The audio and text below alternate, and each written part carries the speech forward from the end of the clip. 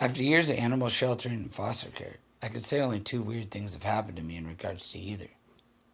The scariest of the two was one time when I had a little Boston Terrier pug mix, Sophia. She was expecting a litter of puppies and in need of a place to stay until they could all grow old enough to find homes. When the big night came, we were very excited. The first puppy was a fawn male that was obviously a pug mix. He was small but looked healthy. The next puppy was still coming, and my family stayed up with Sophia while I got some sleep. Now, being a mother of three kids, all three of them had some strange experiences in my bedroom. I've never felt afraid or threatened, though they have. The house is old. It was a fishing cabin in Alaska for years. Then it was put on three barges and floated here to Northwest Washington during the Depression. To top it all off, it was on an Indian reservation. After I laid down and began to fall asleep, the door to my room opened and something ran in on all fours. It was flesh-colored and the same size as my 7-year-old son, who weighs about 65 pounds.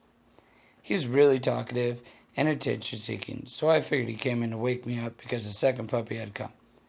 Granted, he was still scurrying around on the ground at the other end of the room. I asked if the other puppy had come, then waited for him to respond to my question, though I had not really seen him. He didn't answer, and I could hear him still moving, so I was getting angry, because he had come in to wake me up for the sheer sake of being a little brat.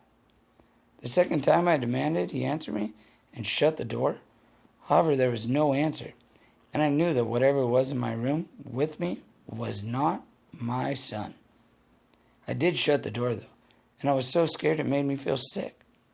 I prayed even though I'm not religious, and finally my husband came in to tell me the second puppy had come and was not breathing. I knew that thing had something to do with the puppy not making it, but maybe it came to get the puppy. Maybe it was some usher of souls, but I don't know. I guess I will never know. I got up and ran into Sophia's room and checked out the puppy. It had a cleft palate. The roof of his mouth had not fully closed in utero, and it was cold. He was not breathing. I wrapped him up in a receiving blanket and we buried him that night in our yard. My kids were heartbroken.